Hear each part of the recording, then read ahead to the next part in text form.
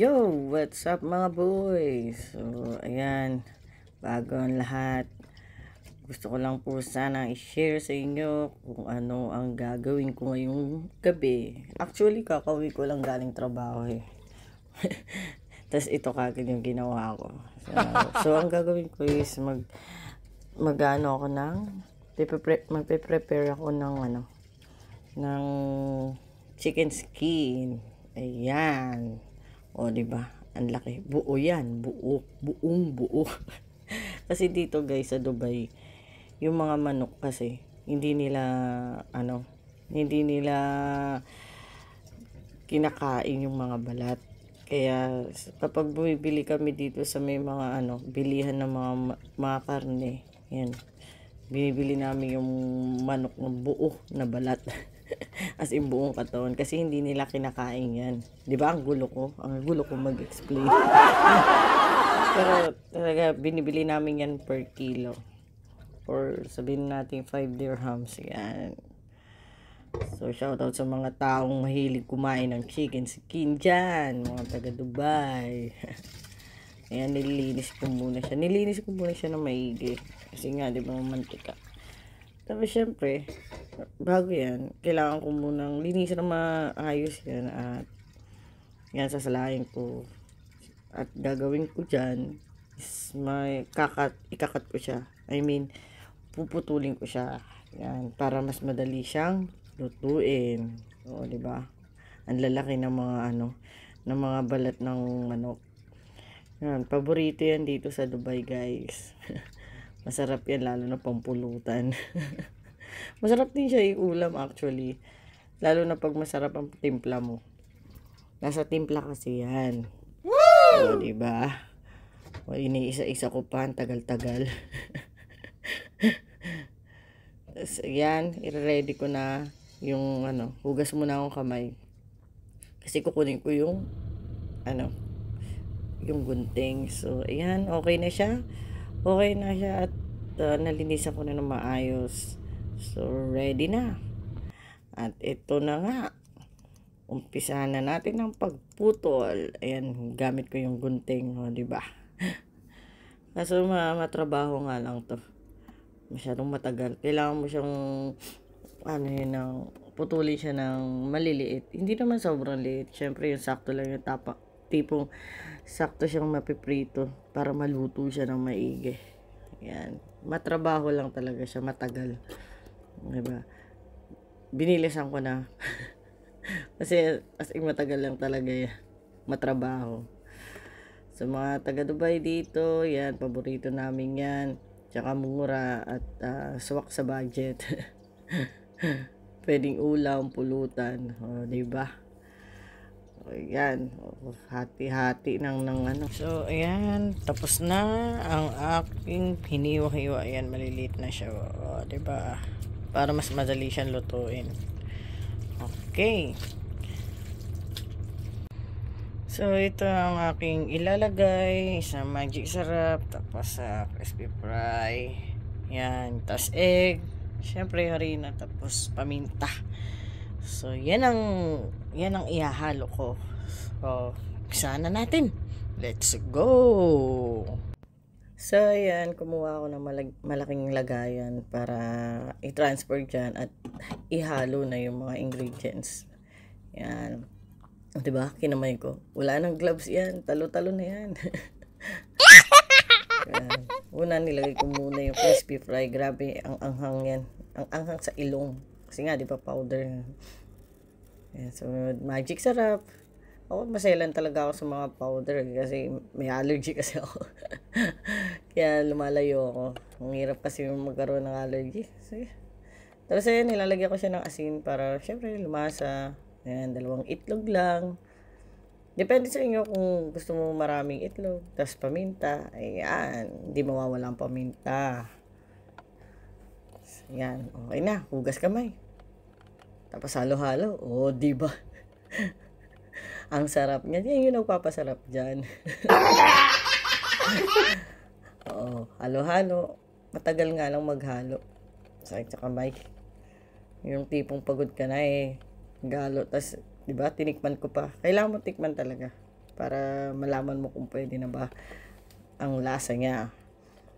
O yan, nakakangawit nga lang. Ngawit na ngawit. Pagod ka na nga sa trabaho, tapos yan pa yung gagawin mo. Okay. Ayan, tapos ko na siyang haluin.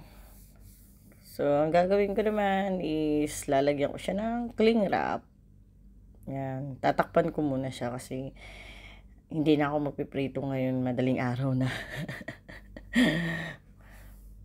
Ayan, okay na siya. So, ilalagay ko siya sa ref. Kasi hindi nga kasi pwede magprito na gabi na, madaling araw na at tulog na. Tulog na yung mga kasama ko dito sa bahay, makaistorbo. Okay. Bye. So, ayun nga. Anong oras na? Tingnan yung oras, guys. Na oras. 3:00. Madaling araw. So, ako na matulog. Kasi maaga pa ako gising mamaya. So, mamaya ako na lang ulit itutuloy yung aking lulutuin. So, kasi maglilipat nga pala kami. Kailangan ko nang ayusin yung mga gamit ko. Hindi ako mapag-ayos ngayon kasi nga mga tulog na sila, madaling araw na. Kaya syempre makakabulabog tayo ng mga taong tulog na. May mga pasok pa sila bukas.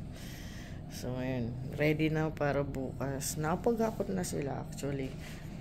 So may medyo marami-rami pa yung hakutin. Tingnan na may itsura ng bahay namin, guys. Oh, di ba? Ang gulo. Tingnan nyo, di ba? Ayan. Andito pa yung ibang gamit.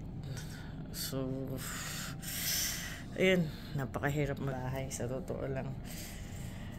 So, ayun. Kailangan ko na matulog kasi maaga pa ako gigising mamaya. Siguro mga 4 hours lang itutulog ko. Mga 7 or 8 ako kailangan gumising. Kasi kailangan kong asikasuhin yung mga gamit ko. Kasi bukas kailangan wala na kami dito. So, yun lang. See you later, guys. At ayan na nga, umaga na. Good morning, guys. So, antok na antok pa ako yan. Grabe. Tingnan mo na may itsura ko. Wala pang hilamos ata yan. Grabe. Tingnan mo na may mata ko. Grabe na, lubog na lubog. Oh. Antok na antok yarn. O, ayan. Siyempre, kailangan ko nang asikasuhin yung aking chicken skin. Ayan. O, diba? So, before muna natin na gawin ng chicken skin, inom muna ng hot water. So, ayan. Every morning, empty stomach, inom ka ng hot water. Ayan. Maganda sa katawan yan, guys. Maraming benefits yan. Kaya try nyo. I-search nyo na lang, guys. Ang hirap mag-explain. Kaya nyo na yan. I-search nyo na lang si Google.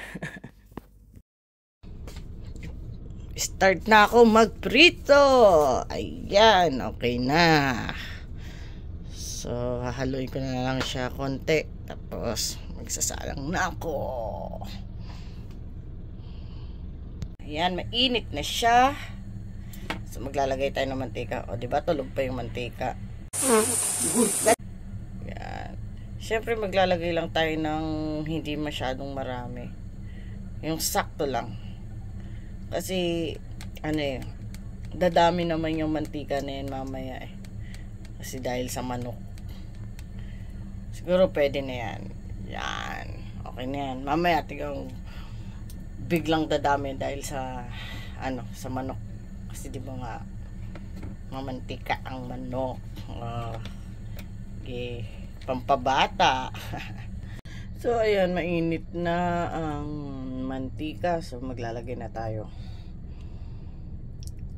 Maglalagay muna tayo ng konti.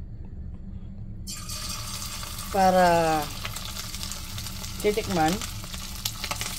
Para in case na kulang sa timpla, pwede pa marinate yung diba? Konti-konti lang. Kaya na, madumi ang ang kalana.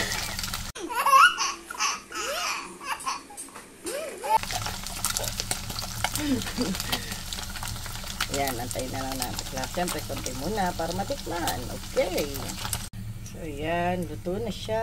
Haha. Pwede na natin siyang ihanggo. Okay. So, yan. Palamigin muna natin ng konti. Wait lang natin at titikman na. Malaman natin ang lasa. Para maremedyohan pa. O, diba? So, yun, titikman na natin ha. Yan, tikman natin.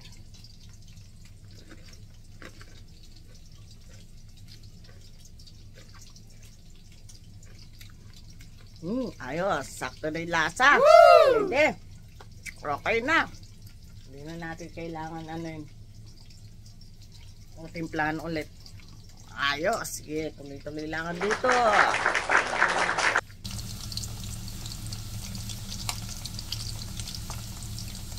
Ito muna ako, guys.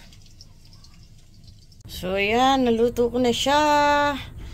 O, diba? Ang daming mantika, oh. Dumami siya. So, yan. Okay na. Ready na ang chicken skin. So, ayun na nga. Nandito na nga ako sa metro. At naghihintay ako ng train. Grabe. Muntikan na akong malate dahil lang dun sa chicken skin na yun. Ang tagal kasing lutuin eh. Napaka-proseso pa eh. Ang tagal iprito eh. Kailangan crispy talaga yung pagkaluto eh. O sige. See you later guys. So ayun, naka-break na kami ni Kate. Kaway ka naman dyan, Kate. Aming chicken skin. O diba? Sarap na sarap siya.